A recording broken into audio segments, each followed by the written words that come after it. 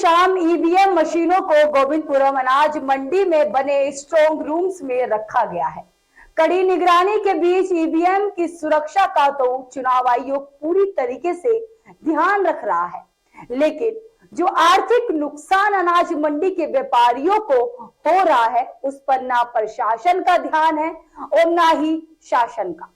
गौरतलब है कि 26 अप्रैल की शाम को ही ईवीएम मशीनों को गोविंदपुरम मंडी में रखवा दिया था। सुरक्षा व्यवस्था के कारण अनाज मंडी के व्यापारियों का काम धंधा लगभग चौपट हो गया है। लोकसभा चुनाव के दौरान हमें करीब 1.5 से 2 महीने आर्थिक नुकसान उठाना पड़ता है। हमें चुनावों से कोई दिक्कत नहीं, लेकिन अनाज मंडी में स्ट्रॉन्ग रूम बनने से हमें काफी घाटा होता है। पिछले 15 सालों से यहाँ मतगणना हो रही है। इतने लंबे समय तक किसी एक जगह को अधिकृत करना उचित नहीं है। प्रशासन को अब किसी अन्य जगह की व्यवस्था करनी चाहिए। 5 साल में करीब 3 बार चुनाव होते हैं। एक बार हुई मतगणना का आर्थिक असर करीब 2 साल तक है।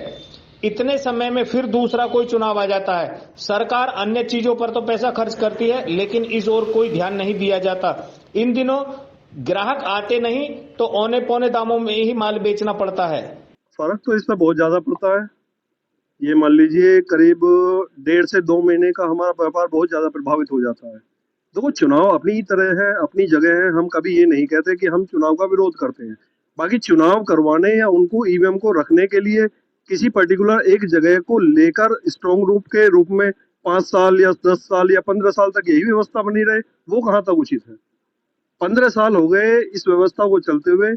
हमारे यहीं पे ये हर बार ईवीएम रखी जाती है। 5 साल में 3 बार चुनाव आते हैं।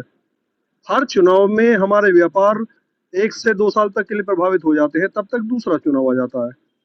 आखिर ये इतना बड़ा क्षेत्र है, इतना बड़ा डिस्ट्रिक्ट है, दुनिया भर का खर्चा होता है। क्या कोई ऐसी व्यवस्था नहीं बनाई जा सकती चुनाव के लिए कि जो एक स्थायी चुनाव के लिए ही रहे? आखिर बार बार अनाज मंडी ही क्यों?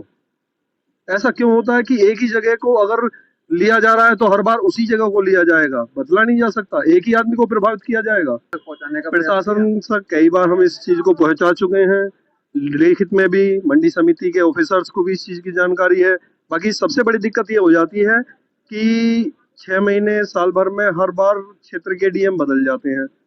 पुराने डीएम नीचे के अधिकारियों से पूछते हैं कि कहाँ हुई थी पिछली बार व्यवस्था, वो उन्हें यही सजेस्ट कर देते हैं और वो प्रक्रिया एज इट इज चलती आ रही है। कभी इसमें सुधार का व्यवस्था नहीं है। कोई भी अपने स्तर पे इस चीज को बदल नहीं पाया, ना बदलना चाहता है। दूसरी बात है ये, यहाँ पर बैरिकेड लगा रखी है, ग्राहक अंदर आने नहीं देते पुलिस वाले। कोई गाड़ी खड़ी करता है या कोई आता आने का यहाँ से डटो, वो ग्राहक सोचता है यार अंदर क्यों जाम है, वो बाहर निकल लेता है। पहले व्यापार चौपट हो जाता है। एक दुकान में 2-2, 3-3 लड़के हैं जिनकी सैलरी 15-15, 20-20 हज़ार रुपये सैलरी है, वो हमको देनी पड़ती है। पहले व्यापार इतना चौपट हो गया है, मतलब हमें पता हम कैसे व्यापार करें। प्रशासन से क्या मांग? प्रशासन से मांग कर रखिए हमें भैया इलेक्शन उनका कहीं और जगह कर लो, उनका कोई सुनाव, उनका कोई नहीं है।